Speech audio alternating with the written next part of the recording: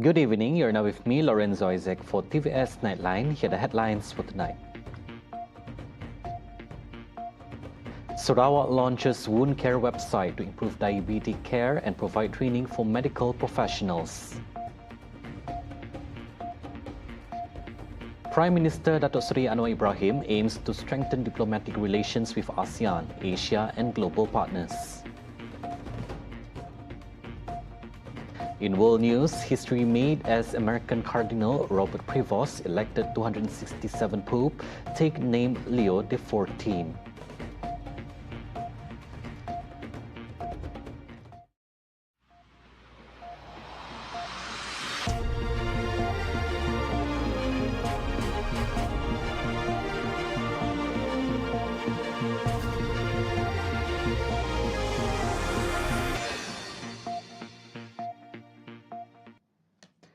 Sarawak is advancing healthcare digitalization with the introduction of the Sarawak Wound Care website, a comprehensive online platform designed to improve access to wound management services, particularly for diabetic patients.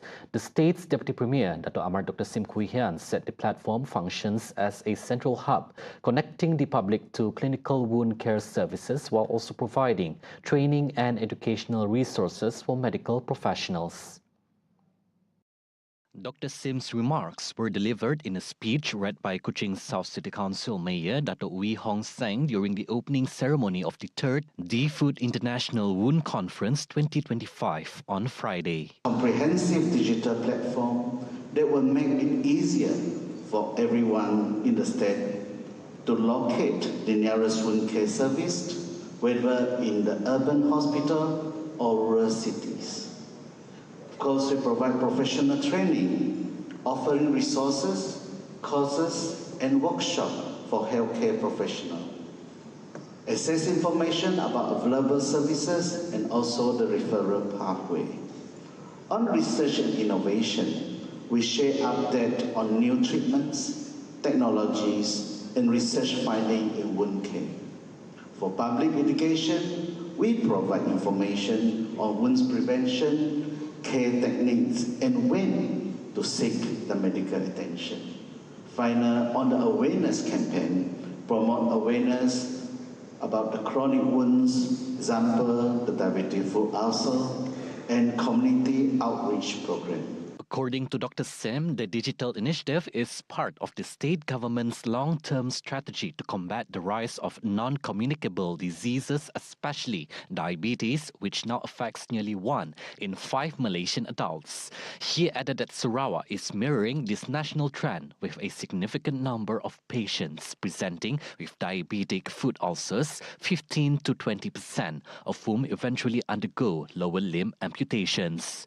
In addition to the website, Dr. Sim announced plans to establish wound care support groups and expand service delivery to remote areas through telemedicine and community outreach initiatives in line with the state's vision to ensure that no Sarawakian is left behind in accessing essential care. Sarawak is poised to become one of the first states in the region to systematically deploy maggot debridement therapy (MDT) for chronic wound management, particularly for diabetic foot ulcers. Sarawak Deputy Premier Dato' Amar Dr. Sim Kui Hian announced that the initiative will commence following the signing of a Memorandum of Understanding (MOU) between the Malaysian Society of Wound Care Professionals and University Malaysia Sarawak UNIMAS on Friday. This cooperation will enable the strategic implementation of maggot therapy in the wound management across Sarawak, a treatment method grounded in science, cost-effective, and proven to accelerate healing, especially in the chronic diabetes wound. Sarawak will be among the first in the region to implement this approach in a systematic and regulated manner, with the support, with the cooperation and expert guidance from the educators and researchers at the Institute of Medical Research. Their involvement will be the key to ensuring clinical quality, adherence to the best practices throughout the process. Meanwhile, he also commended MSWCP's ongoing commitment through its nationwide free home nursing program, which delivers wound care directly to vulnerable patients while also distributing wound care kits domestically and internationally. The third D-Food International Wound Conference 2025, held from May 9 to 10, convenes local and international medical experts to share advancements, clinical innovations, and best practices in chronic wound and diabetes-related care. Aerot Sendirian Berhad, a leading Malaysian aerospace engineering company, has signed a joint venture agreement with Satis Aircraft Painting to enhance Malaysia's aircraft maintenance, repair and overhaul (MRO) sector, particularly in exterior finishing and aircraft painting. Satis, headquartered in France, is a global expert in aircraft painting, sealing and surface finishing, providing services to major original equipment manufacturers and airlines worldwide. In a joint statement, both parties stated that the synergy between Aerot and SATYs aims to support the commercial and defense aviation sectors across the Asia-Pacific region. The collaboration is also expected to drive job creation, knowledge transfer and capacity building in line with Malaysia's aerospace industry master plan while strengthening Sarawak's emerging aspirations in the aerospace industry. Aerot Director Datuk Firhad Uziara Rahim said the partnership with SATYS will introduce world-class technologies and services into the country's local ecosystem. Meanwhile, SATYS Chief Executive Officer Christopher Cador said the partnership reflects his company's confidence in Malaysia's aerospace industry and sets a new benchmark for MRO services in the region. The signing ceremony took place at Courtyard Marriott, Toulouse, France, and was witnessed by the Premier of Sarawak, Dato' Patinggi Tan Sri Abang Johari Tun Openg. The event was also attended by senior leaders and honored guests from both organizations, as well as key representatives from the Sarawak government.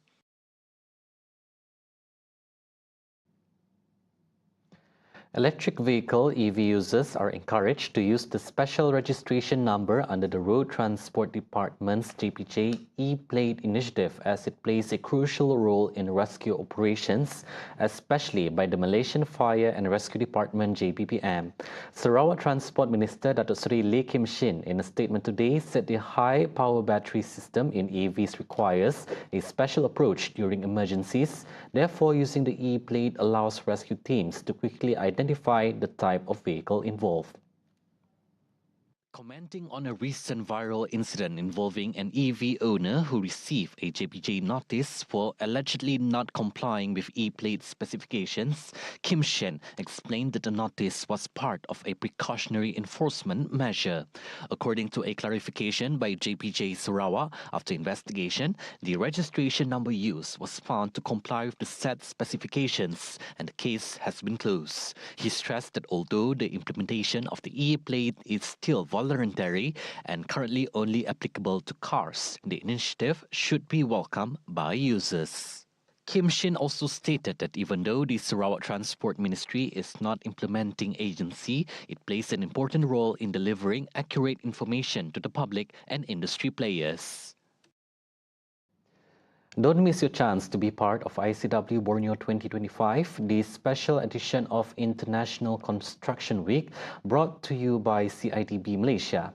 Happening this 13 to 14 of May at the Borneo Convention Centre, Kuching, Sarawak.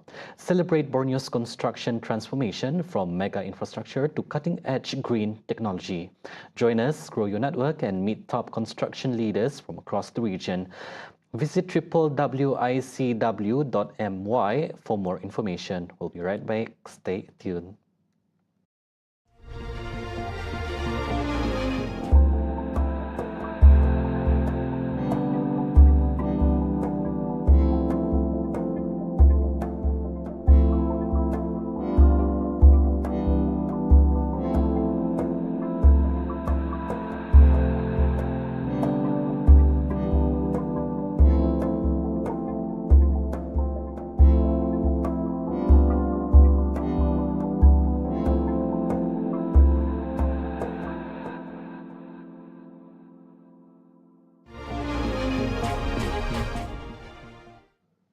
Welcome back. Prime Minister Dato Seri Anwar Ibrahim hopes that relations between Malaysia and its neighbour in ASEAN, Asia and across the globe remain harmonious and continue to bring benefits, particularly in terms of diplomacy, economy and investments. Anwar expressed this hope in a Facebook post following telephone conversation with three of his counterparts, Australian Prime Minister Anthony Albanese, Timor-Leste Prime Minister Khairila Zanana Gusmao, and Thai Prime Minister Paetongtarn Shinawatra. He said the conversations with the three leaders centered on current issues, global and ASEAN affairs, the impact of US tariffs, as well as ongoing efforts to strengthen bilateral and regional cooperation. Anwar extended an invitation to Albanese to visit Malaysia to further enhance diplomatic relations. Meanwhile, his conversation with Khairila focused on the humanitarian crisis in Myanmar, Timor-Leste's status as a permanent ASEAN member, and Malaysia's readiness as the upcoming ASEAN chair ahead of the ASEAN summit in Kuala Lumpur later this month. During the phone call with Paetongtarn, Anwar discussed and updated several bilateral issues, including the Southern Thailand Peace Dialogue, which he emphasized requires peaceful initiatives and must not involve any element of violence.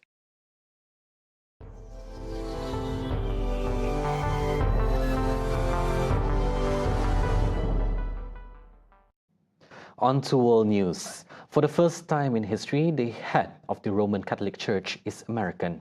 Cardinal Robert Prevost from Chicago has been elected as the 267th Pope, naming the name Leo XIV. The 69-year-old stepped onto the balcony of St. Peter's Basilica on Thursday night, greeting crowds with "Peace be with you all." Pope Leo honored the legacy of his predecessor, Pope Francis, calling for unity and a missionary church that builds bridges and dialogue. His selection came just 2 days after 133 cardinals entered conclave, a sign he quickly gained their confidence. Celebrations have begun worldwide, especially in the US, where 1 in 5 adults identifies as Catholic. But challenges await, including the church's ongoing sex abuse crisis and carrying forward Francis reforms focused on the poor and marginalized. Leo has already set a different tone, appearing in traditional papal robes, a return to custom after Francis' simpler style. See the world closer with TVS as we bring you the latest news updates both locally and internationally. For more headlines anytime, anywhere, just head onto our official website at tvsarawak.my or follow us on our social media platforms at TV Sarawak. Those were the updates on TVS Nightline. I'm Lorenzo Isaac. Thank you for watching and have a good night.